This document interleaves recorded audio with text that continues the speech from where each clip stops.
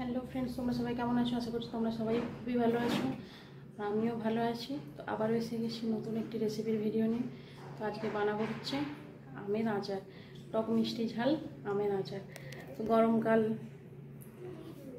আম আছে কাঁচা, তো আচার তো বানাতেই হয়। তো ভাবলাম বানাই আর তোমাদের সাথেও শেয়ার করি।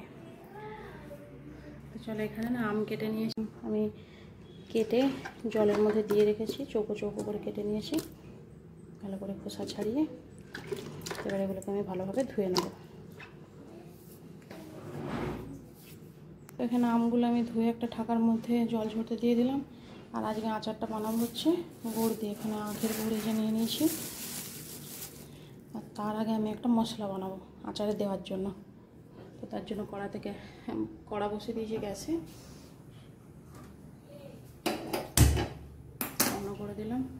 কড়া গরম হলে এর মধ্যে জিরে আর শুকনো লঙ্কা দিয়ে ওটাকে আমি ভালোভাবে খালি কড়ায় নেড়ে একটা মশলা বানিয়ে রাখবো।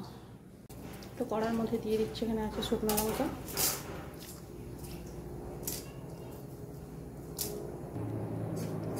লঙ্কাটা একটু লাল লাল হয়ে এলে ওর মধ্যে দিয়ে দেবো জিরে। কারণ লঙ্কাটা হতে একটু সময় লাগে।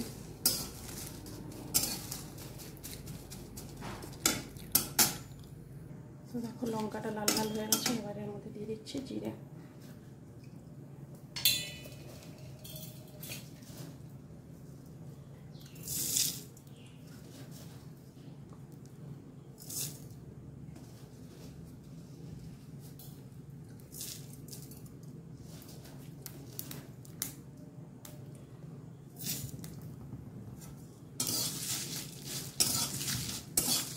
এবার এটাকে ভালোভাবে ভাজা ভাজা করে আমি নামিয়ে নেবো। ভাজা ভাজা বলতে একদম আবার লাল লাল করেও নয়, জিরাটা একটু হালকা রোস্ট হলেই নামিয়ে নেবো। আমার এখানে এটা ভাজা হয়ে গেছে। এবার এটাকে মিক্সির জারে দিয়ে আমি পরে গুঁড়ো করে নেবো। একটু ঠান্ডা হলে পরে মিক্সির জারে দিয়ে এটাকে আমি গুঁড়ো করে নেবো। এখন কড়ার মধ্যে দিয়ে দিচ্ছি আমি জল।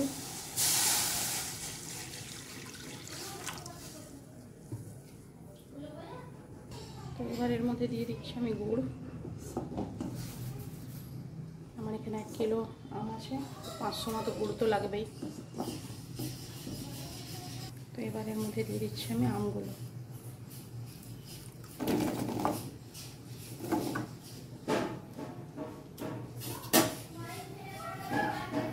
তো এখানে এটা আবার ফুটতে থাক ধীরে ধীরে। আর এখানে মশলাটা আমি এবার মিক্সিতে গুঁড়ো করে নিই। এবার আমি এর মধ্যে দিয়ে দিচ্ছি পরিমাণ মতো নুন। গুড়ের মধ্যে নুন থাকে তো তাই আমি ঘটনাকে নিই।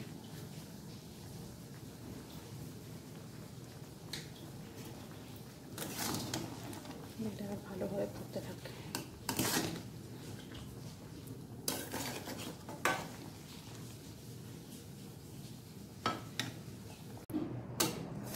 তো এটা এখানে প্রায় রেডি হয়ে গেছে। যেহেতু গুড় দেওয়া একটু পাতলাই রাখলাম, বসে যাবে এবার পরে। এবার ভাজা মশলাটা মেশালেই হয়ে যাবে। ঠান্ডা হলে ভাজা মশলা মেশাবো, ব্যাস। এই হচ্ছে আচারটা, দেখো ঠান্ডা হয়ে গেছে। তো এবার আমি এর মধ্যে ভাজা মশলাটা মেশাবো।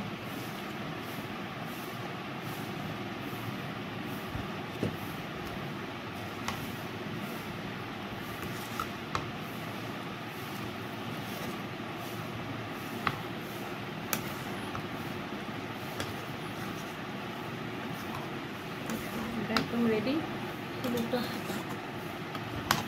একদম রেডি খাওয়ার জন্য। তো আচারটা কেমন হলো অবশ্যই তোমরা কিন্তু কমেন্ট করে জানিও। আর অবশ্যই তোমরা বাড়িতে ট্রাই করো।